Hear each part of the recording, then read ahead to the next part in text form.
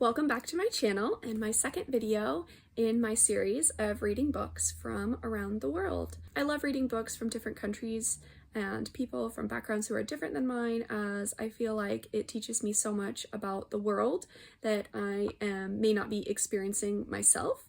And I had so much fun with my Italian literature videos, so I'm excited to continue on. And the next country I've chosen that will be exploring the works of literature from in this video is Nigeria. The first book I'm going to read is The Joys of Motherhood by Buchi Emecheta.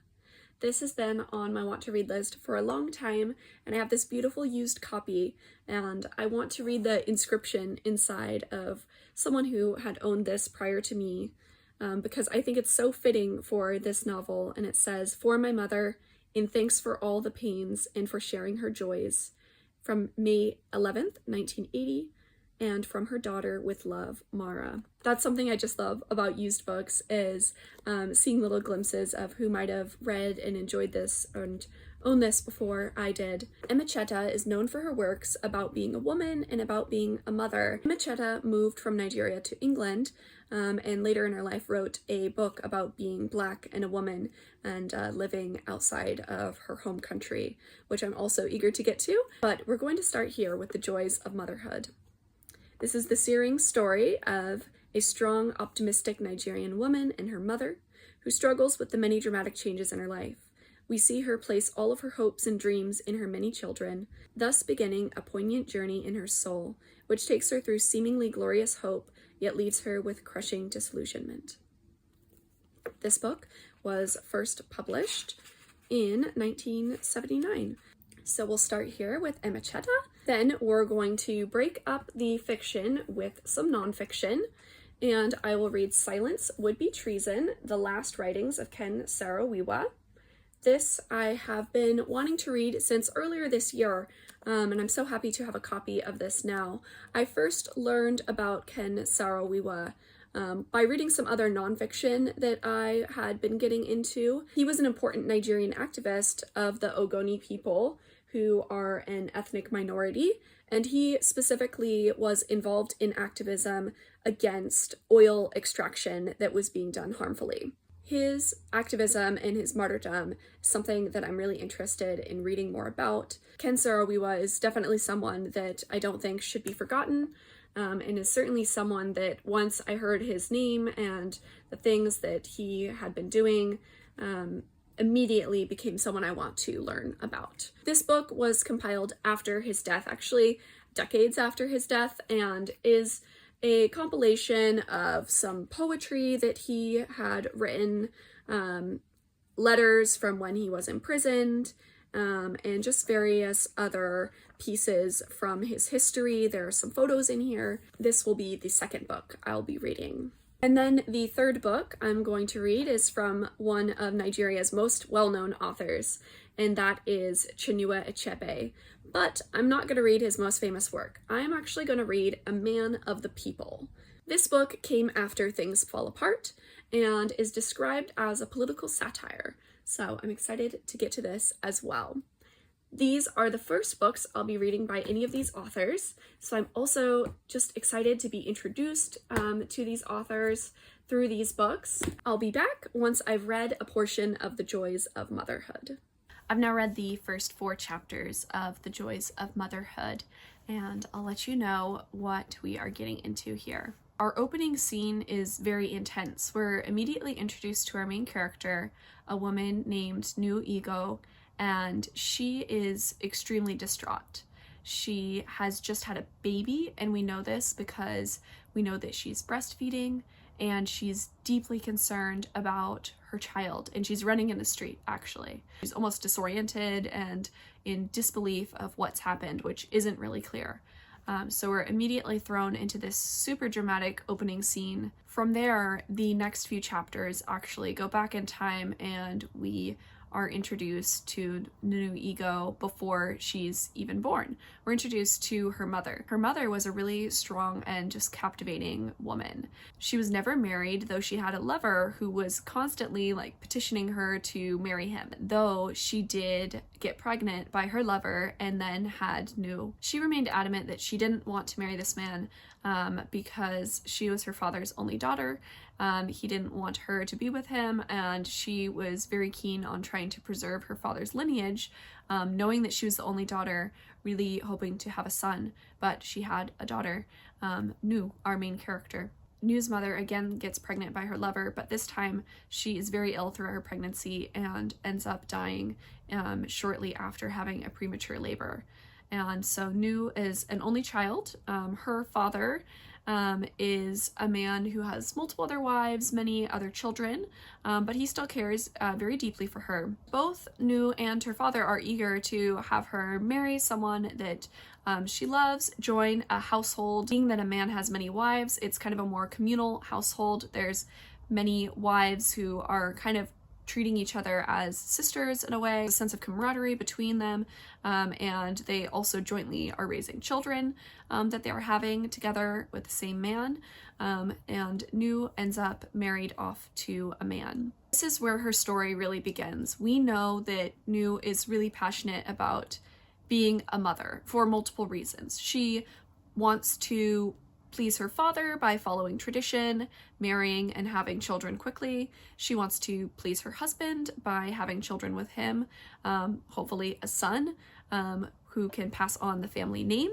But also she feels very deeply that she herself wants a child. We see multiple scenes of her being very motherly. It's something that she wants really badly, but it's just not happening. But within this society and these cultural norms at the time, that is seen as a really bad thing. She is seen as almost defective in a way because she isn't getting pregnant. She isn't having a baby while her husband is getting his other wives pregnant and they are bearing him many children. She quickly begins to lose her confidence and a bit of her spark, and it's really sad to see how deeply affected she is. She is really suffering in her marriage. Her husband isn't loving her, isn't treating her properly, and she and her father devise a plan to have her married to someone else.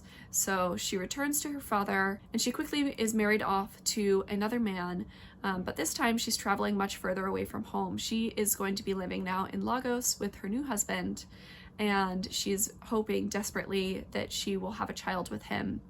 And she isn't really excited about her new husband, unfortunately. It was not someone she had met prior. She had only been introduced to his brother, who she first found very charming and handsome, so she was hopeful that her husband would be the same. But upon meeting him, she was really not attracted to him, but has continued to try and push forward in her belief of wanting to be married, wanting to have a child, and especially just wanting to please her father and fill these societal norms and just to be included. I think that's what I'm seeing, is that she has this really strong desire to be included and accepted, and she's grown up without her mother, which has affected her deeply. She becomes pregnant by her new husband and bears him a child, and that's where our storylines link up to where we were at our opening scene. That's where I stopped now, and I'll let you know when I get a bit further. So far, I'm really liking this book. I care really deeply about Nu Ego, our main character, and I feel for her. I want so badly for her to be happy and to have all the things that she wants, and it just seems like that is not working out for her. There are things that are working against her. It's really taking a toll on her confidence and the way that she views herself, which is disheartening. I'm gonna read a bit further and I'll be back with another update soon. I am now about halfway through this book, so I read about another 60 pages, and quite a few things have happened. As I spoke about last, we were connected to our opening scene where I left off. Nu was running through the streets and so distraught, and as we come to find out, that was because her firstborn child, Ngozi, who was only a couple months old, had passed away. There is no explanation as to why he died. But she finds her son one morning just unresponsive, and it throws her understandably into an absolute frenzy. And she is running in public down to the water because she intends to drown herself. Thankfully, there is a man there who actually recognizes her from her childhood, and he grabs her along with some other men there, and they prevent her from ending her life. She's taken back to the home and has to confront her husband, who doesn't yet know that his son has died. Her husband's name is Naif, and they live on a property where they're very close to another couple and their child. They live there because Naif is actually working for a British doctor. So Nigeria is under colonial rule still at this time. There are many British people living in Nigeria. It's common for them to have the Nigerian men working for them as house servants, essentially. After the loss of their child, Ngozi, Nu's husband, Naif, is really concerned about her, but also doesn't really know what to do. She is extremely depressed, has isolated herself, isn't really interacting with many people. He believes the only thing that will fix their problem is to have another child. Nu is really rattled by the death of Ngozi because she feels in some way is kind of like a curse upon her. And this comes from the belief of people having chis, which are kind of like souls. When Nu's mother died, there was a slave woman that Nu's father had, and she was buried with Nu's mother. It was said that the slave woman's life, her chi, is now affecting Nu and in a way haunting her. And Nu is super fearful of this, and her father knows it as well. And she feels like the death of Ngozi was that woman taking her vengeance out on her. Nu becomes pregnant again with a child that she names Osha, and this is another son, and the family is overjoyed to have him. World War II has now started, and this is affecting Nigeria because it is under British colonial rule. So Naif's employer, the family, leaves and goes back to England because the father is enlisting. And this is happening all over Nigeria. Many British men and their families are returning because they are enlisting in the war. This causes employment issues for Naif and Nu, as Naif was the only working one in the household, and now they have no income, and they also have a child. Naif wants to find a new job and keep Nu at home with the child, but Nu is very concerned about the lack of money, so Nu begins to take up the job of reselling cigarettes. Naif does eventually leave to get a job. He works aboard a boat, so he is not at home for an extended period of time, and Nu is really struggling. She's struggling because she is again pregnant. She's ill during her pregnancy. She's having trouble working. She has her baby Osha to take care of as well. They're struggling so much so that she's having a hard time feeding her child, and Osha becomes very sick. And she has this premonition that it is, again, the slave woman who was buried with Nu's mother, her chi, coming to take her baby. And she's very, very concerned that she's going to lose Osha soon as well. Thankfully, Nu is able to deliver her baby, though she leaves him unnamed because it is not appropriate to name the child and reveal the name until the husband is there to have that news as well. So she is with Osha, who is now about a toddler, and this newborn baby, and they are struggling, but they are making it. Naif returns from his work aboard the ship. So Naif and Nu are reunited. They have Osha and this new baby who doesn't yet have a name. At this point in the story, I am definitely concerned, as Nu is, about her potentially losing another one of her children. I'm also wondering if she is going to have a baby girl. So far, she has had 3 sons, Ngozi, who passed away, Osha, and now this new baby who's also a boy. And if she is going to have a daughter, I wonder how that is going to connect to the story of Nu's mother and the death of the slave woman and her chi that is, in a way, kind of haunting Nu. I'm not totally sure where this is going. I only have 100 pages left, so I am going to go ahead and finish the book, and I'll let you know my final thoughts in a moment.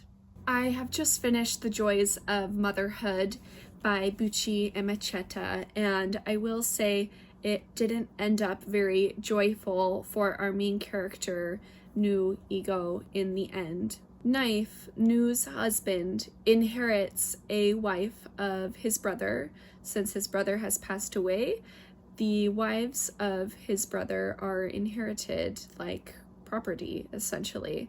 So Knife has another wife who comes to live with New Ego, and the women are left alone because Knife actually leaves for an extended period of time to serve in the war. He joins the army. And the two women are living together, and there is conflict and competition between the two of them. New Ego is the older woman and is seen as the one who is superior to the younger wife. The younger wife also only has one child, and it is a girl. And as I spoke about, it is super desirable to have boys as they pass on the family name rather than being married off into another family. So there is this sense of competition between the two of them. New Ego has two sons, and this new wife only has a daughter. Their relationship goes back and forth from being friendly and kind to one another to being really competitive with one another and spiteful towards each other.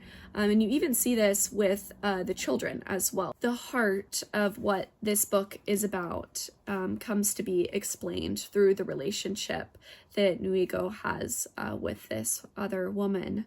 Yet the more I think about it, the more I realize that we women set impossible standards for ourselves, that we make life intolerable for one another. I cannot live up to your standards, senior wife, so I have to set my own.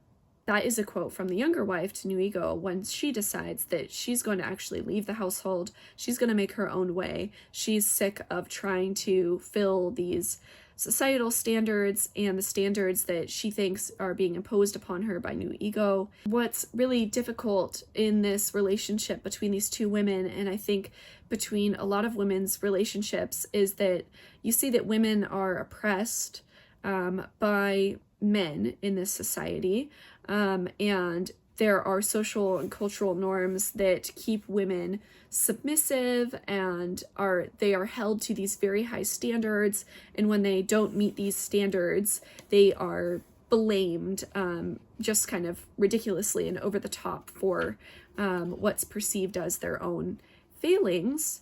But oftentimes women are also responsible for upholding these own standards. And we see that with New herself.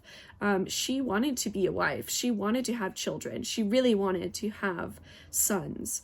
These are all things that society has pressured her into believing are true and right. And it's something that she's followed within her own life. You can see she's in turn putting these pressures upon another woman.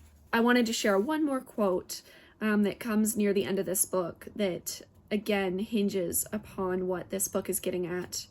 And it says, "The men make it look as if we must aspire for children or die. That's why when I lost my first son, I wanted to die, because I failed to live up to the standard expected of me by the males in my life, my father and my husband, and now I have to include my sons. But who made the law that we should not hope in our daughters? We women subscribe to that law more than anyone.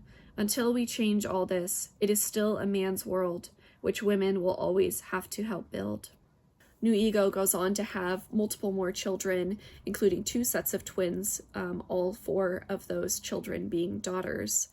And the relationship with her husband, her husband's second wife, her children, these relationships are really crumbling.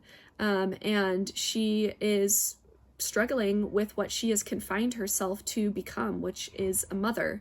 She had wanted this so desperately, and it isn't all wonderful.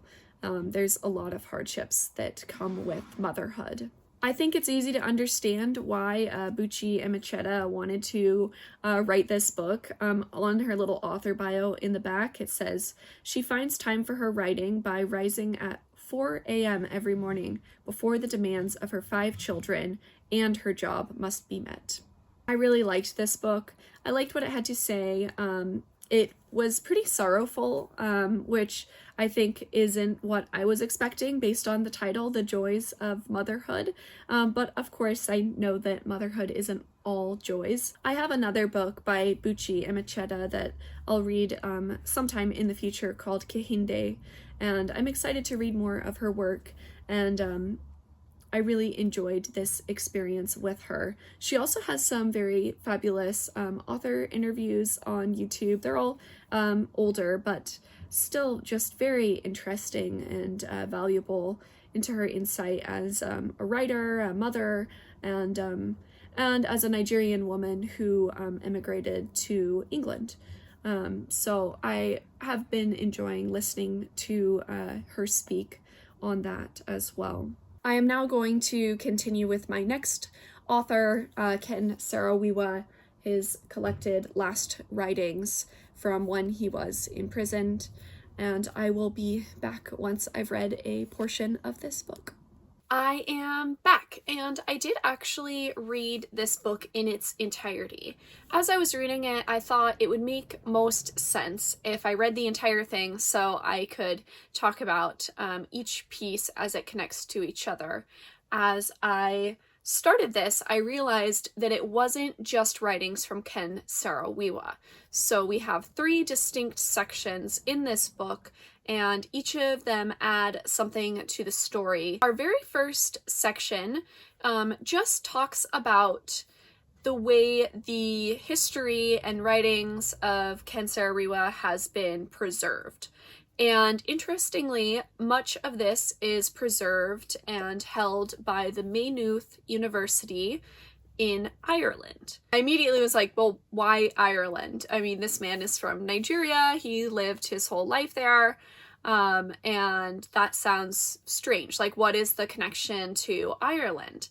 And actually, the connection came through one specific woman, and that was Sister Magella McCarron. Sister Magella was an Irish nun, and she actually went to Nigeria as a missionary. She ended up living there for an extended period of time, teaching at a university there. And she became really involved in this movement that Ken Saro-wiwa and others were a part of, pushing back against the extraction of oil in the Niger River Delta, as it was having terrible effects on both the environment and the people who were living there. Sister Magella really made this her mission in life. And after his death, she became basically one of the most valuable people to telling his story, especially with just how much documentation she had, given that Ken and Sister Magella were writing letters to each other back and forth near constantly when they were not together in person. So that is why so much of the Ken Saro-wiwa archives are held in Ireland at this university. It's due to Sister Magella and her efforts to preserve these documents, which are mostly letters. There's also audio recordings that are preserved, all sorts of these things that are preserved there for history. Our first section is about that, where these archives are located, what is in them, how that came to be, and it really is an introduction to who Sister Magella was, who Ken Saro-wiwa was, and the history of the Ogoni people, and specifically the Ogoni people and their relationship with Shell and oil once that company came to Nigeria and began to extract large quantities of oil. The second portion is the largest section of the book, and it is the letters that Ken Saro-wiwa sent to Sister Magella when he was imprisoned. We only see his letters, so we don't have kind of the back and forth that you usually see with letters. We're just reading the letters that are sent by him to her. And in them, you see a lot of different things. What stood out to me was just how hopeful so much of his writing was. He was a firm believer that this would all work out in the end, even knowing that he, of course, was in danger. He knew that what he was accused of carried a really high consequence, especially because it was entirely corrupt. Much of all of the testimony was fabricated against him and the other men who were accused of masterminding a series of assassinations. He was especially encouraging of Sister Magella, who at this time was back in Ireland, who was continuing work there, gaining some international attention to this matter, working on securing grants and other things that they could use to further this movement.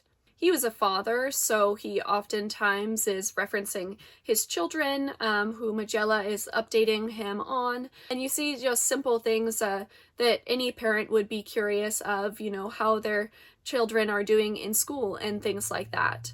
There's also the shared connection between Magella and Ken Saro-wiwa in that they were both religious. So there's a lot of mentions of faith and remaining faithful, trusting that God will see this through to a good resolution, and that is something that's very present within the letters as well. Something else that's repeatedly referenced within the letters is a documentary film called The Drilling Fields, which had been made recently at the time that these letters were written and had also kind of sparked some international attention, and is something that I'm hoping I can find to watch.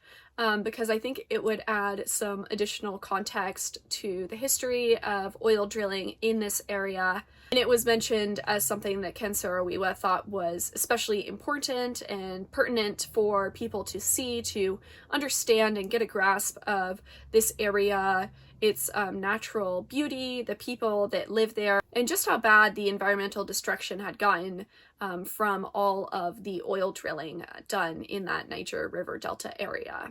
Much of these letters had to be smuggled out of the prison for them to reach Sister Magella, and this was done through basically food baskets. It was interesting to learn that the families and friends of people who were imprisoned were expected to feed them most of the time, it sounds like.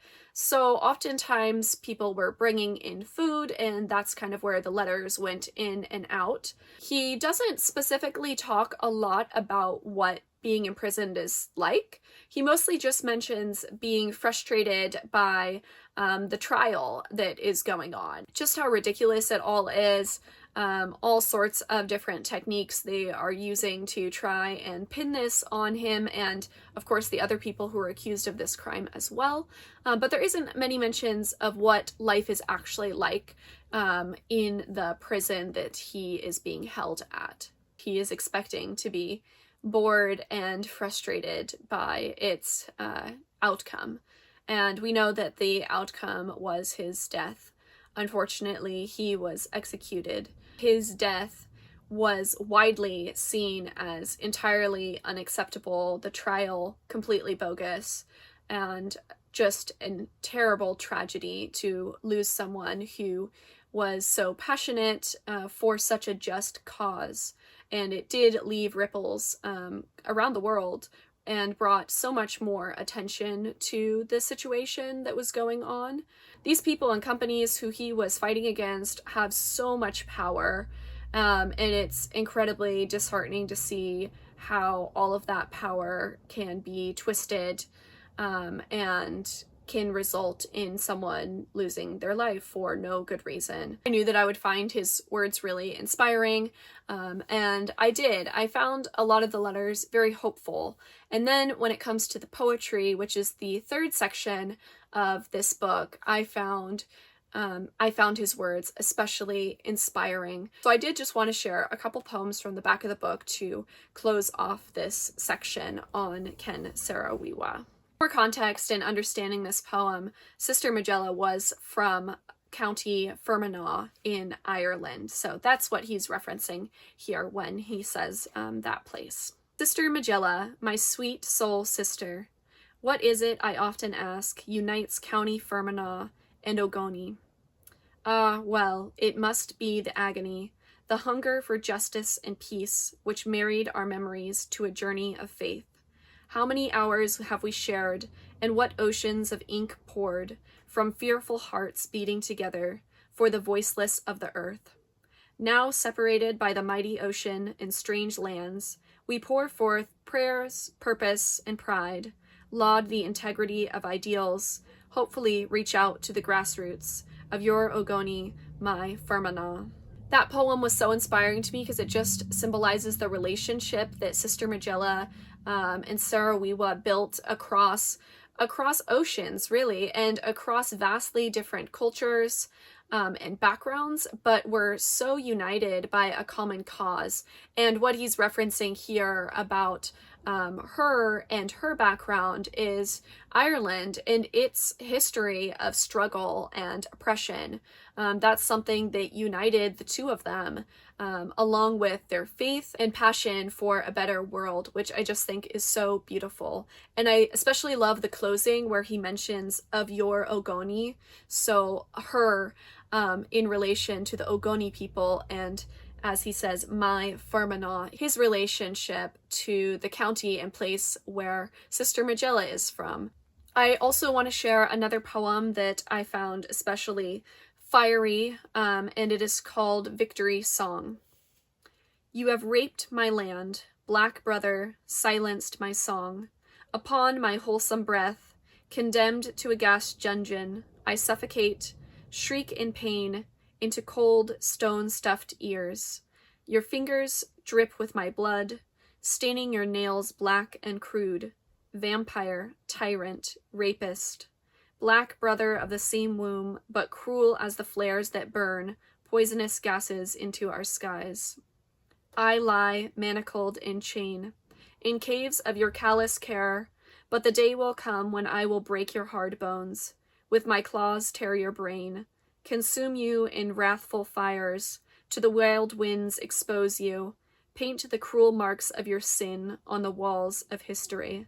Then shall I, triumphant, return to our hapless mother with bright bouquets of peace. This poem is about the collusion with people in the Nigerian government and the oil corporations to again paint a smear campaign against the Ogoni people in this movement, all to further the exploitation of the people and the land for the monetary benefit of the oil. And I think you can feel the anger in that poem and also the betrayal as well, which is so poignant. This was a very powerful read, and I'm sure not many have really read this book, so I'm excited to pass it along, hope that someone else finds it and is also inspired by his words and this partnership as well, for justice, and learn something about this issue, which, by the way, is still ongoing, which is super disappointing, but I think is not surprising given the world that we live in. On that note, I am going to get started on A Man of the People by Chinua Achebe. This is a very short book, so I think I'll read about halfway, check in, and then read the other half of the book to close off this video. I have made it halfway through A Man of the People, and nothing really has happened so far. I will introduce you to our characters here. Our main character and narrator is a man called Odili, who was a teacher, and our second main character is Chief Nanga, who is the Minister of Culture in this country. He is a very high-profile figure, and him and our main character Odili actually know each other from a long time ago, so they are already familiar with one another. And it is because of this that Odili is invited to join Nanga in basically the capital or another large city and kind of be a part of the political goings on there. Odili is really eager to take this opportunity because he has been living and teaching in a small village where he grew up. It is not very luxurious, and immediately upon taking this opportunity, he is living a very different lifestyle. He's eating delicious food, rubbing shoulders with all these different people from all around the world, is being rewarded with lavish gifts, and just overall is living a very different lifestyle than the one that he left in his village as a teacher. There is a love interest in this book. Her name is Elsie, and Odili has liked her for a while. They are seeing each other. We start to get the feeling that Nanga isn't as intelligent as he may seem, or he just is kind of doing a very good job appearing to know what he's talking about. As the Minister of Culture, he's expected to know lots of things about the arts of the country, but he was unfamiliar with one of the country's leading authors' names. So he seems to be slightly imposter-like in his role. Our narrator also observes him making remarks about how he would rather work with Europeans than other people from his own country, and that is something that our narrator kind of picks out as something that he finds unsavory about Nanga. Our character kind of ignores these things and just goes along with Nanga because he is eager to have this opportunity for himself. However, that changes when Nanga and Elsie get together. This sends Odile into a rage. He can't believe that Nanga would betray him like this and that Elsie would as well, and he all of a sudden wants nothing to do with Nanga. That's where we are left right now. It took us a lot of setup to get there, like all that action with Nanga and Elsie and this like now love triangle that's been presented really happened in the last like 5 pages of this section. So I'm hoping that things pick up and become a bit more engaging.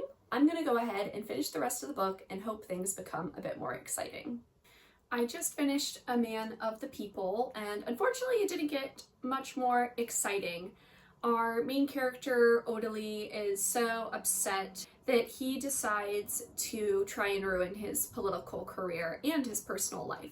So he goes and begins a new political party with his friend Max and decides to oppose Nanga in the next election. Nanga will be marrying a woman named Edna soon, and Odile also wants to sabotage that relationship. So he goes to Edna and Edna's family and tries to convince them that Nanga is a bad man and Edna should not agree to marry him. With the upcoming election, there are also other political parties that are all vying for their own place, and the government is in a lot of unrest and just seems very unstable in general. There's multiple exposés of different people and groupings within the government that are being corrupt or dealing in shady things. And that's where this book culminates in, is actually a coup. The government is overthrown, everything is in chaos, and that's where we are left. I think the moral of this book is a little heavy-handed in that yes, government is corrupt and nobody can be trusted, and even our character Odile, who sees Nanga for the kind of not great man that he is, goes about kind of nefarious ways of trying to depose him and is also not a great guy himself. I do think the notable thing about this book is that Chinua Achebe did write it prior to the Nigerian Civil War, so it was kind of seen as having some foresight into that situation that was about to occur in Nigeria. This country is unnamed in our book, but you can see that it is an allegory for Nigeria, or other African countries that at this time period when Achebe was writing had a lot of political unrest.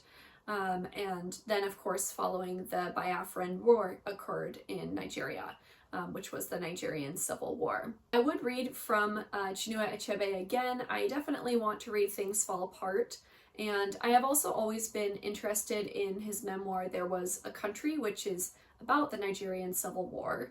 I think I, of course, would read from Ken Saro-wiwa again as well. Most likely would read his book Sozaboy, which is a novel that also takes place during the Nigerian Civil War. And as I mentioned earlier, I do have the book Kehinde by Buchi Emecheta, so I'll certainly be reading from her again. Overall, this was a pretty good batch of books. I would say the only real miss for me was A Man of the People. The Joys of Motherhood was pretty good. And then I really enjoyed Ken Saro-wiwa's writings, so this was really fun, and I definitely will be reading more from these authors. Thanks so much for watching, and I'll see you next time.